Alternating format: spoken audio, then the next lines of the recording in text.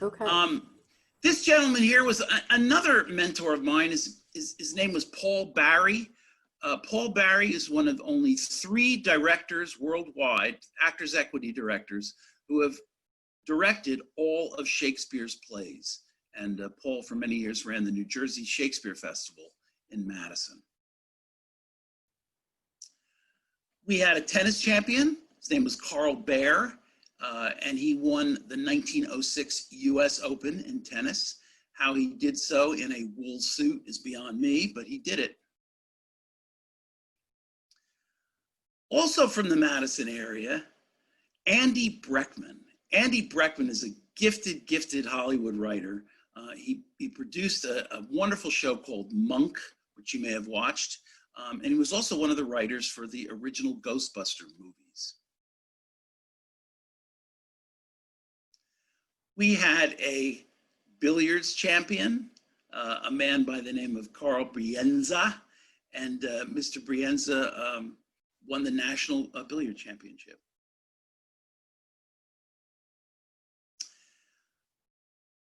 A Medal of Honor, a U.S. Medal of Honor recipient, Hector Caffarata of Dover, won the award in the Korean War.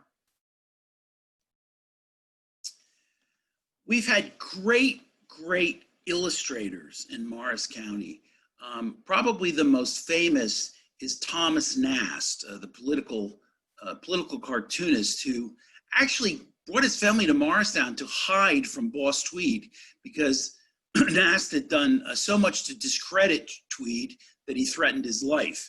And so that's how Thomas Nast ended up in Morristown. We also had a wonderful outdoor illustrator by the name of A.B. Frost, Arthur Frost, who lived in Convent Station. This picture here is from the work of Keith Ferris from Parsippany. Keith Ferris did all of the murals in the National Air and Space Museum in the Smithsonian in Washington.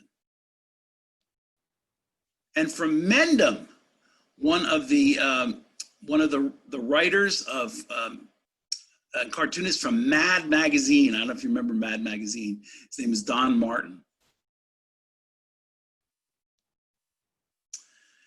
In sports, we had one of the great umpires in baseball history, and his name was, well, I might have to go back to that one, but he was nope,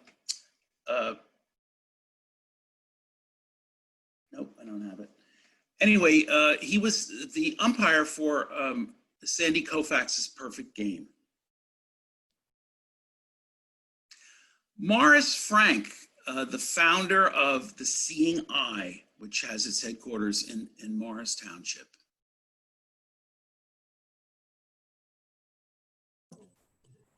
Jim, we do have a quick question. Oh, excellent. Somebody would like to know if you have any information on Eugene Higgins of Morristown. His estate was located next to what is now Speedwell Village. Oh my gosh. No, I know that there was there was quite a to-do several years ago about about one of the Vale homesteads, and I wonder if that's where this gentleman lived, because there's a couple of great houses that they were trying to decide whether to redevelop or keep. But I do not know the name Higgins, and I'll be sure to look it up. This is the Frelinghuysen family, one of the great American political families, going all the way back to Theodore Frelinghuysen, who was in the Second Continental Congress, all the way, of course, to Rodney, who was about a 12-term congressman and did so much for New Jersey. One of the great American coaches in the field of golf, his name is David Glenz. He's coached a lot of champions, and he's run a lot of golf courses. Dave Glenz happened to be the coach for this young lady, who is a golfer from Mendham, and I actually photographed her for the LPJ. And again, I'm sorry, I'll have to go back to that. I'll have to go back to that name. Glenn's was a great fixture in training PGA professionals. Karen Noble, excuse me, came to me. Karen Noble, who this picture doesn't really give you a good scale. She's very diminutive, and it was hard for her to play on the women's tour because the women with their training regimens and everything, and they're quite physical specimens now. But Karen was a great golfer. She came in second in the ladies U.S. Open in 1992. James Chance Gregory, Chance Man, was a volunteer policeman crossing guard. This is back in the 30s, and he actually rose to the rank of police chief in Morristown, which was unheard of for an African American. And he's one of the great success stories in Morris County history. We have had several astronauts. This one is probably the most famous. And his name is, gosh, I'm having such problems today with names. I'm so sorry. But anyway, he retired from NASA,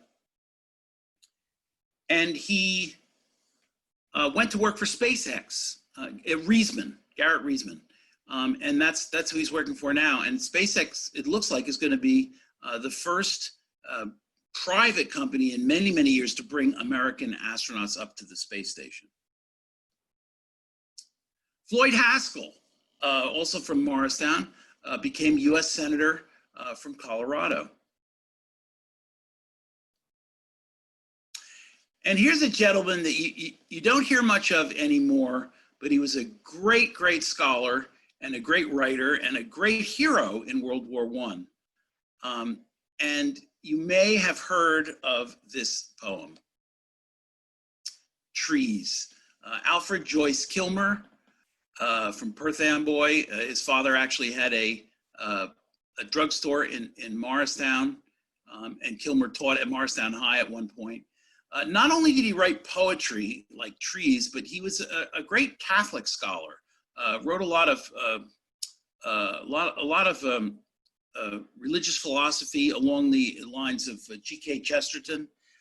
And not only that, but in World War I, where he was a sergeant, he died having been shot by a German sniper, but he was on actually a secret mission when he died.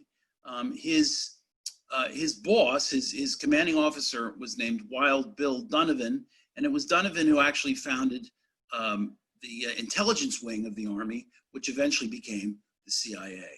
So it's a fascinating story.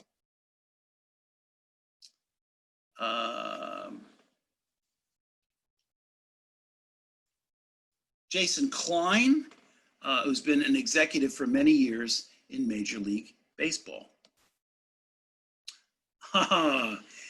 Maybe you remember the song Crimson and Clover over and over by Tommy James and the Shondells. Well, tragically, he died very young, but Tommy James' drummer was from Morristown. His name was Peter Lucia. The Honeymooners had a great team of writers, and the head writer was a fellow from Morris County by the name of Marvin Marks.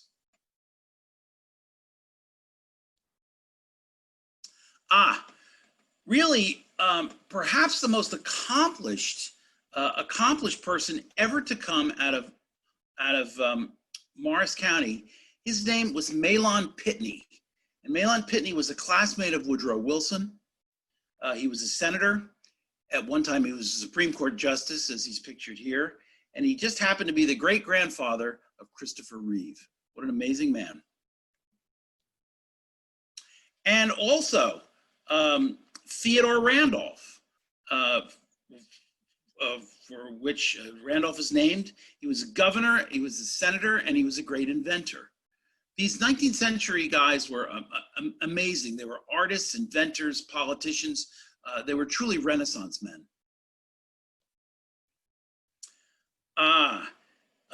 Jack Reed Jack Reed, who went to Morristown Beard School. Jack Reed, a great journalist, and he was featured in a movie called Reds many years ago. Gene Shalit. Shalit's drugstore was a landmark in Morristown. Gene Shalit went to Morristown High.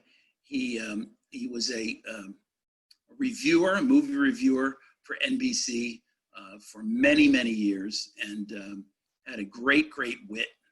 I don't know if Gene is with us anymore. I don't see him on TV, but he did a really long stint as a movie reviewer. And William E. Simon, who was a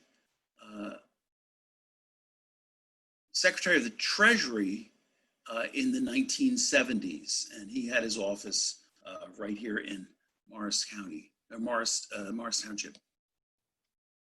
And Rick Sofield, another great athlete from Morris County, he ended up in the major leagues and is now a coach for the Pittsburgh Pirates. A fellow who was very outspoken in the Vietnam War, a great Episcopal preacher, maybe one of the greatest preachers of our time. His name is John Shelby Spong. And John Spong is probably, I don't think I'd be lying if I said he was getting close to 100 years old, and he's still going strong. There's a guy who can work without notes. Brilliant speaker and orator. Zach Steinberg. Zach Steinberg was a musician. He scored many Hollywood movies, and he won the Academy Award.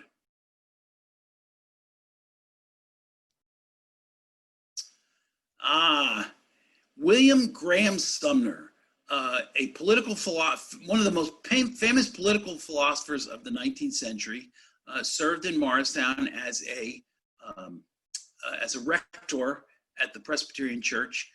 He was a very, very grumpy guy, and his writings reflected that. Here they are. BH and BT, Billie Holiday and Robert Tucker, great musical duo. Tucker was the pianist, and of course Billie Holiday we know for all her jazz songs, but Tucker came from Morris County as well. Frederick Turner, Vice Admiral of the 6th Fleet, went to Morristown High. And from Morristown, the founder of Craigslist, young billionaire, Craig Newmark. Now, we spent a lot of time on the men, but we can't forget the women. This first slide is a blank because the character is a ghost.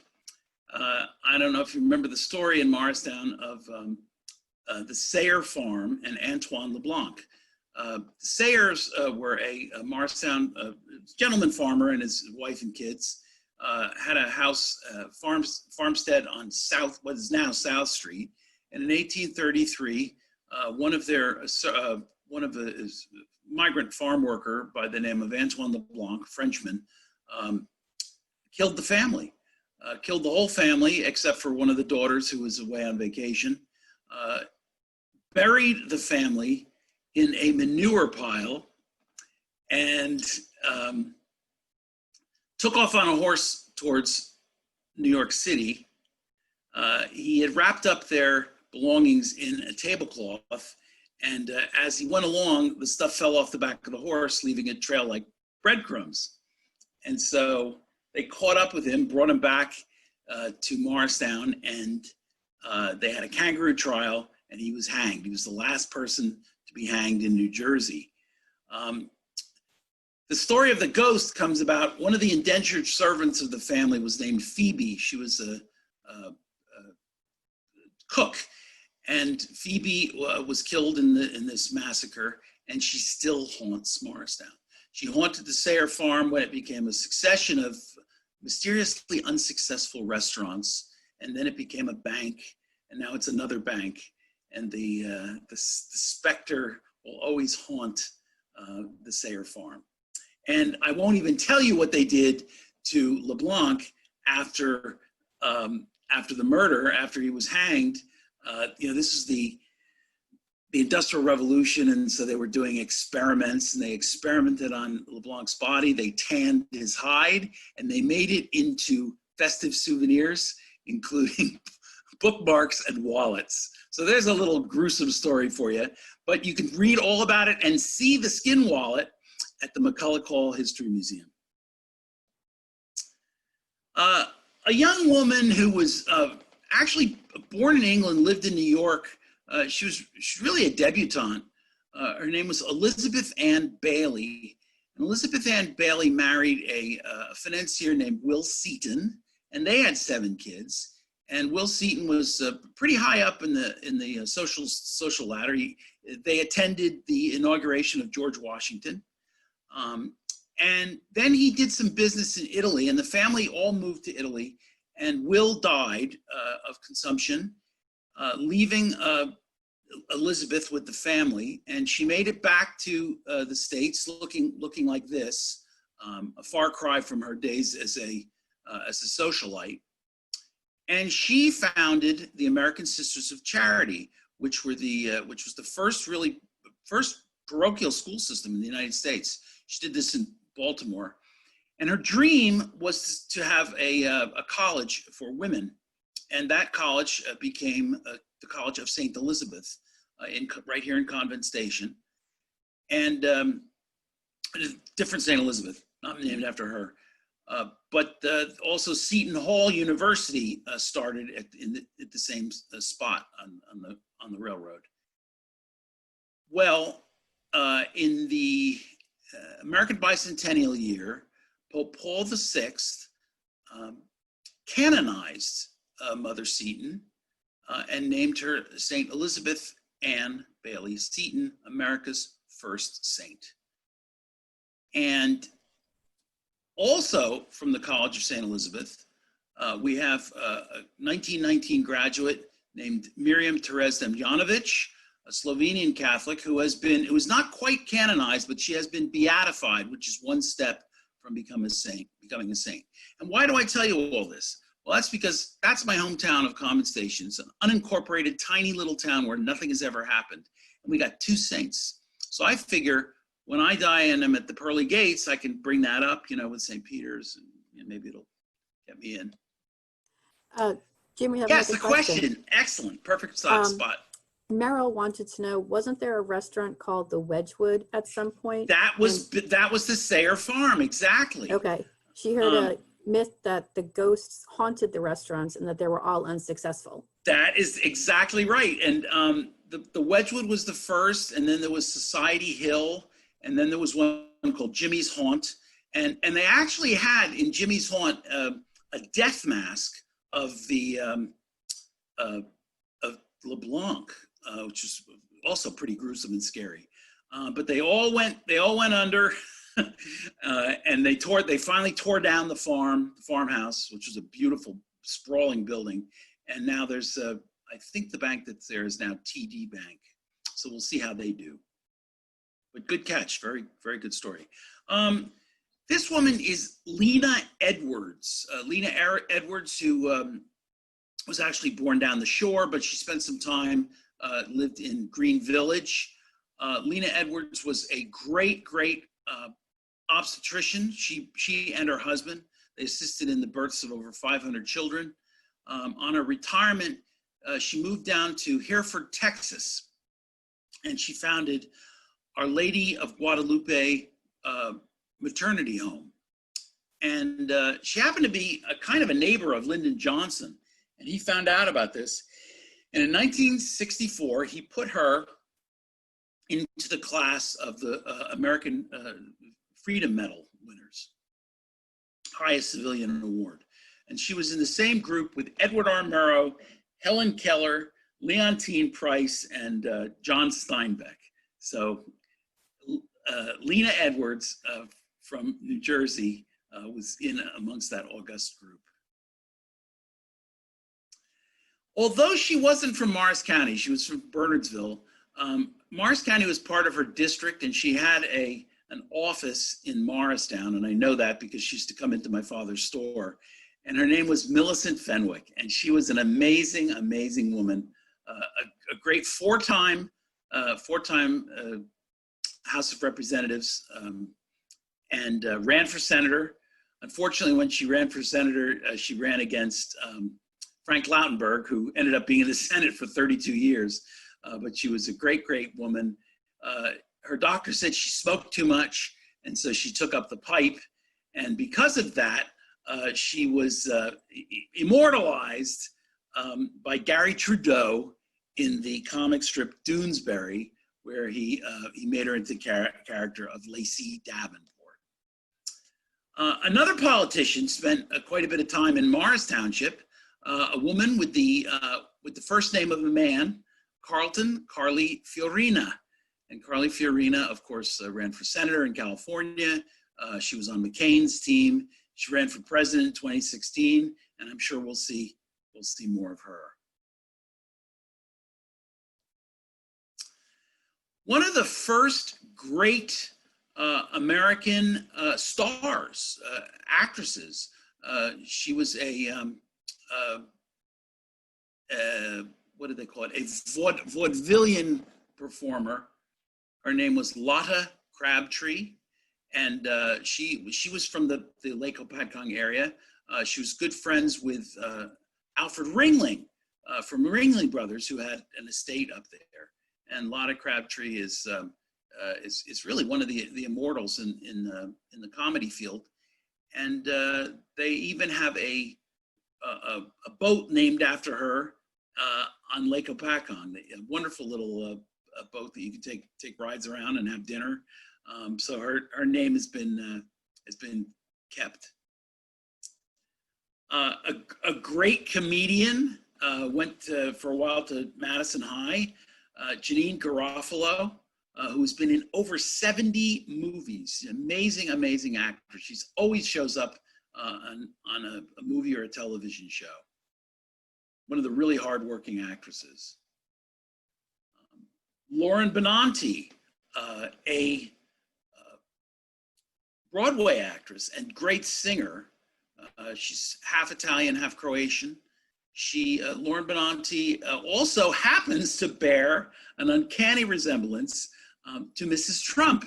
And so Saturday Night Live and the other comedy shows always use her to play the character of Mrs. Trump. So that's where you may have seen her.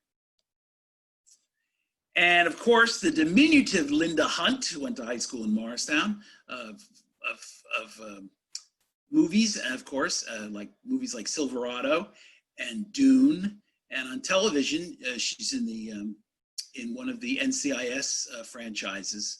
So she is another actress who's constantly working. Jane Krakowski, a great comedian and actress. And her mother is a great supporter of the theater. Jane Krakowski, of course, was on 30 Rock for the duration of that show. And we see her all the time in commercials and on TV.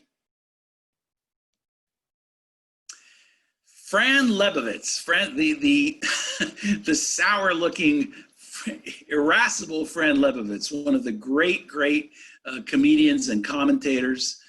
She played a judge on Law and Order for about 7 years, but since then she's kept busy with all sorts of projects. Her car happens to be a checker cab, which she drives around Manhattan. And she calls in Manhattan, she calls the outdoors that area between my car and the front door of my brownstone. Here's a person that I'm representing by her art. Her name was Lucille Hobby. She was from Mendham. Lucille Hobby was a wonderful primitive artist who made it her life's work to picture all of the great historic buildings in Morris County. And she did, over the course of her career, she did over 30 books of watercolors. Alice Pinkman. Alice Pinkman was the original joiner.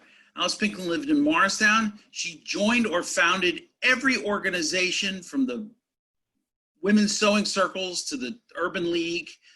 She was the woman who put them all together. And here she is posing with her daughter. Another great Morris County politician, but also an actress, was Mary Crane Hone. Her family owned Acorn Hall, which is now the headquarters of the Morris County Historical Society. But Mary Crane Hone was the founder of something called International Women's Day, which was part of UNESCO. Another famous Morristonian, a great suffragist, her name was Alice Hopkins. And Alice Hopkins, her husband was actually a big friend of Woodrow Wilson. And in those days, the suffragists always wore it as a badge of honor if they could be sent to jail, even if it was for a couple of days. And they used to send them to a women's jail in New York called the, not Ocracoke, but it was a workhouse in New York. And finally, she got put in jail. That was her dream. And they let her out that day. And she was really upset. She wondered why they let her out. And it turned out that while she was being put into jail, her husband was having lunch with Woodrow Wilson, and he made a phone call and got her out. Martha Brooks Hutchison, from down near, below Chester there, she's responsible for for landscape architecture. She was one of the first female landscape architects in the United States. And it all came about because she was in the hospital once in New York, and when she looked out the window, all she saw was cracked concrete and weeds. And so she made it her life's work to design beautiful landscapes. And she designed Bamboo Brook Arboretum, which is down near, again, down near Chester. Helen Fenske. Helen Fenske, I can't say she was a friend of mine, but she was another great influence in my life. I photographed her many times. Helen Fenske was from Green Village. She was a self-described housewife, but it was the work that she did with some people sitting around her kitchen table to stop the Great Swamp from being turned into a jet port. And this was in the early 1960s. And she had one very, very influential friend, and that was Marcellus Hartley Dodge, who we've discussed. And Marcellus Hartley Dodge twisted the arms of his friends, and they bought the Great Swamp. They presented it to the Secretary of the Interior, Stuart Udall. It became part of a law, a package called the Wilderness Act, and it is now safe in perpetuity. And it means that 10 towns will always have clean water because of the Great Swamp, 7,000 acres, 300 species of wildlife, one of the gems of New Jersey, and it's all because of Helen Fenske.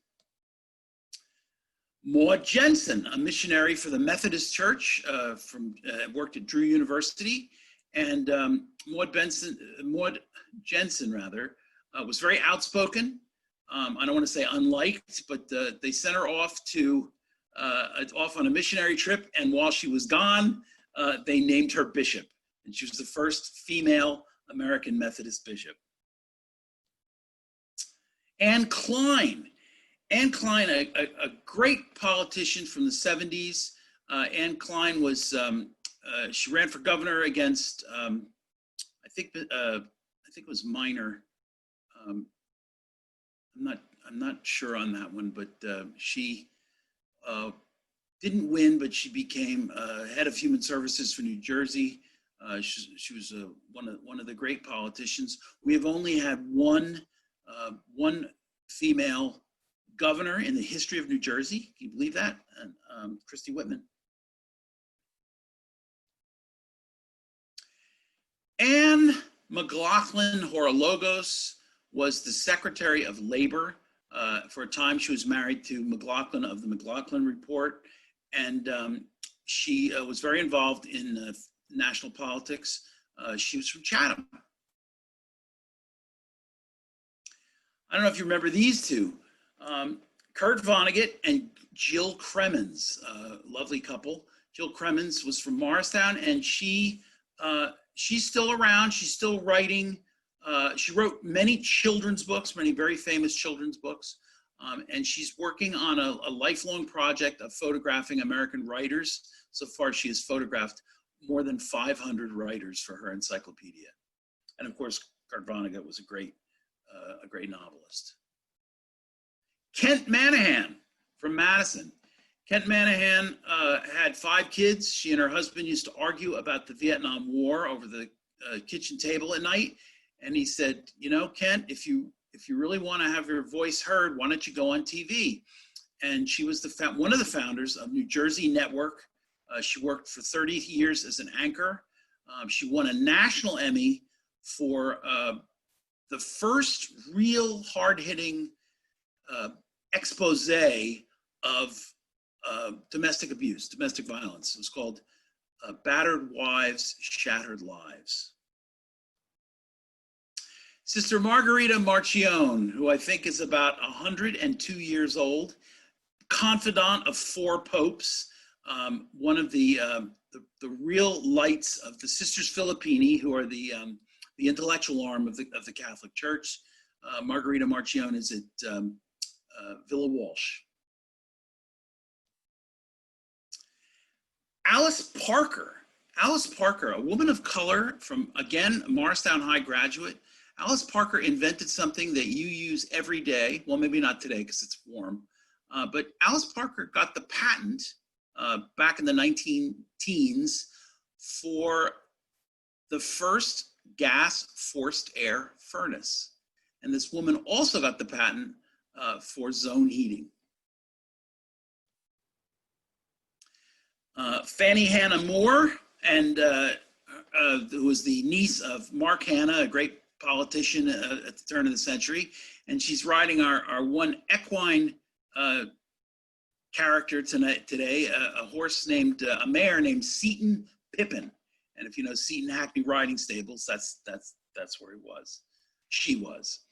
Fannie Hannah Moore was the mother of Paul Moore, who was a great hero in World War II, and who came home, and because he had nothing to do, he became a bishop.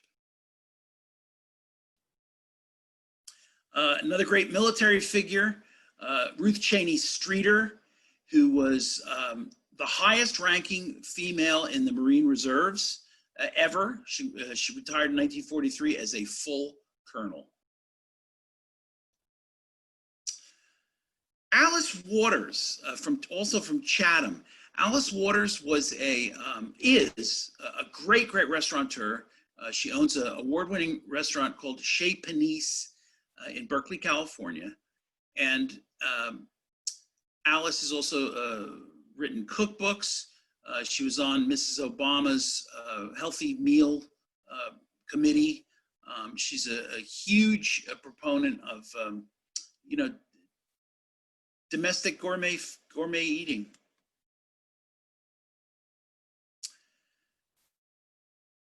Gwen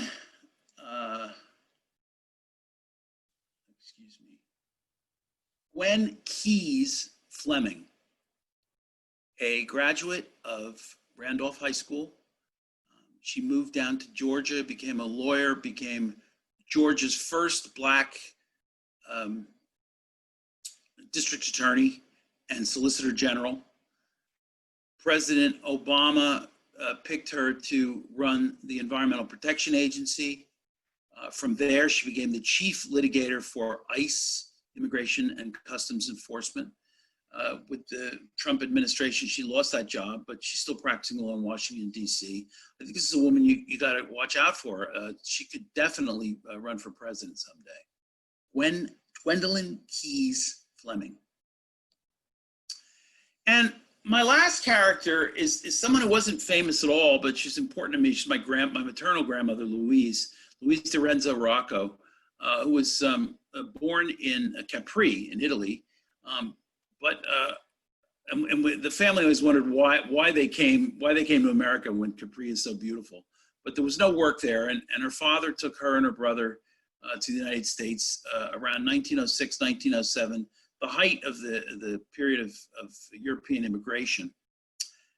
They lived down in the West Village, like all the Italians did. And Louise was what we would now call agoraphobic. She was afraid of the city, afraid to go out. But she was a great seamstress, and she used to get a lot of work. People used to bring piecework to her. One day, and this is about 1911, her two girlfriends came to visit her, and they said, "Louise, you need to come and work with us at a brand new place. The money is unbelievable." And the name of the factory was Triangle Shirtwaist. And the Triangle Shirtwaist Factory, of course, was one of the great tragedies in American labor history. It burned. It was on the factory was on the top two floors of this building. It burned, and 130 women, young women, seamstresses, mostly Italian and Russian immigrants, died in the fire, either by burning or jumping. Louise never went to the factory because she was too afraid. But her two girlfriends, who were 13, were the youngest to die in the fire. The blessing that came out of the fire was that child labor laws were changed, so it was a very important moment in American history. Well, at this point, Louise got married, really didn't want any part of the city anymore, and so she and her husband just looked on a map and decided on Morristown, New Jersey. And so they came out here, and that's why I'm here tonight. So I think that Louise does represent, one of the great things about New Jersey, and that is that New Jersey is a state of immigrants. We are typically in the top 10 destinations for immigrants coming into this country, and it's a great legacy. So at this point, if Eileen is still there, maybe we can open up the floor to questions. We have some time left. Yeah. Give me 1 second. I'll go ahead and unmute everybody. You're better at this than I am. There we go. All right, everybody's unmuted. And Jim, if you want to, maybe we could be in. Can we put it in gallery view, or is that too hard to do? Nope, I could do that. I'm just give me 1 second. I'm just making you use all your skills tonight. That's okay. Okay, I've got to stop sharing your screen. Oh yeah, we got to. Do you want me to stop it? Yes, please. Okay, I'll stop sharing. Excellent. There we go. There we go. Now I can put us. There we go. And open up everybody's mic.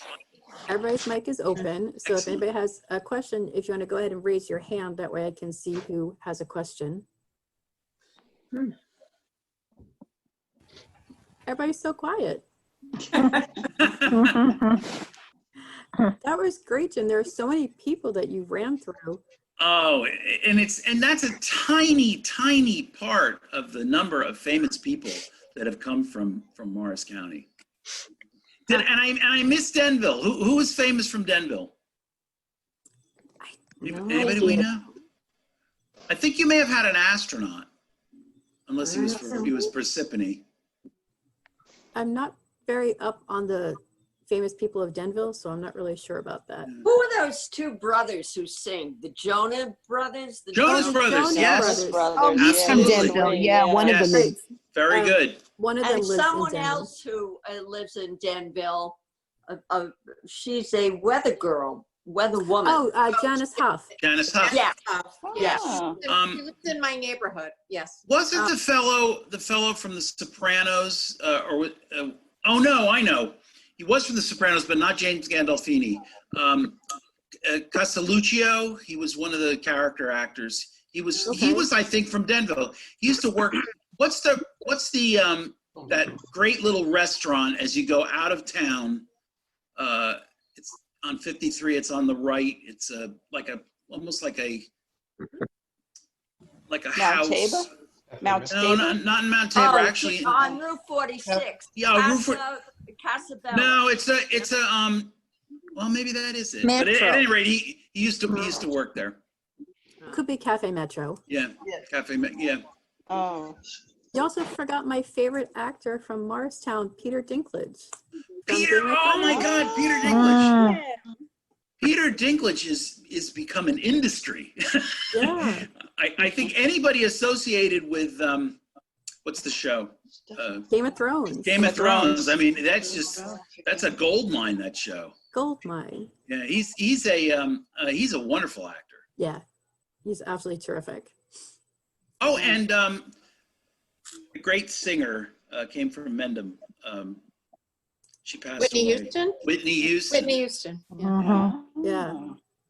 Yeah. Laura San Giacomo. Laura San Giacomo, yes, Right. from Pretty Woman Mhm. and Right. a couple of movies. She's a very funny actor. Just Shoot Me, the TV show she was on. Oh yeah, that's right. With yep, And Yep. she's from Denville. she's at Denville. She's a Yes. Denvillian. What's the high school from Denville? Morris Knowles. Morris Morris Knowles, yes. and Morris, mostly And Morris Morris Knowles. Hills. It's I really might know Morris Hills too. Right. Yeah, Very good. mostly Knowles.